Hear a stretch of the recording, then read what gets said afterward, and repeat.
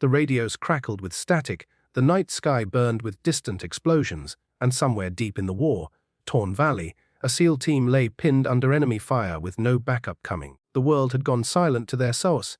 No command answered, no drone feed lit up, no chopper spun up in the distance. Hope was dying slowly, painfully, but just when the team accepted their fate, a single gunshot ripped through the darkness. Then another, and another. Each shot impossibly precise, impossibly distant, impossibly fast. The SEALs looked at one another in disbelief. Someone out there had heard them. Someone alone in the night was fighting their war for them. And that someone was a ghost they had once forgotten. The SOS, that no one answered. The valley was a maze of sand, shattered buildings and pitch black shadows. The SEAL team, 5 men who had survived missions no human should, crouched behind the half-collapsed remains of a burned-out school. Enemy fighters had surrounded the village like wolves, and every minute the circle grew tighter. Ammunition was running low, their medic was wounded, and the terrain blocked every escape route.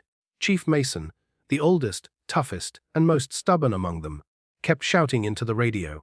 "Guardian Command, this is Blue Echo!" "We are pinned, repeat pinned," requesting immediate support. Only static replied. He tried again, louder, angrier, more desperate. Nothing. The youngest SEAL, Torres, pressed a blood-soaked cloth to the shoulder of their medic. "He needs evac now, Chief. He's losing too much." Mason clenched his jaw. "I know, kid, I know." The enemy gunfire grew heavier, closer, organized. Whoever was leading them knew exactly where the SEAL team was hiding. The team counted the last mags they had left. 1 each, maybe. Command should have heard it by now. Torres whispered. They have to. But deep inside, the team already knew the truth. No one was coming tonight. Above them, the sky rumbled with the sound of distant artillery. The ground shook. Dust rained down. The medic groaned in pain. And then everything stopped. A cold quiet settled over the battlefield. The kind of silence that makes your bones ache. The SEALs exchanged uneasy glances. "Why'd they stop shooting?" Torres whispered. Mason peeked around the broken wall. The enemy fighters were regrouping, tightening the kill circle. They had paused only to reload and prepare for the final push. "Get ready," Mason whispered. "This is it."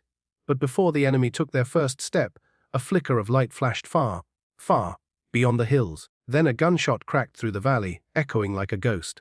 One enemy fighter dropped.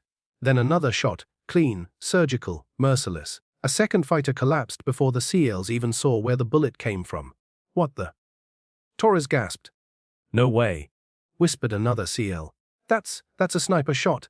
At that distance." A third shot rang out. A man fell. And for the first time that night, hope hit them like oxygen. Somebody was out there. Somebody who shouldn't have been able to see them could. The medic forced a painful smile. "That's not just any sniper," he whispered. "That's her." A Mason's eyes widened. He hadn't heard that name in years. The sniper who shattered the night silence high on the ridge, lying on a bed of cold rock and broken wind, a lone sniper adjusted her scope.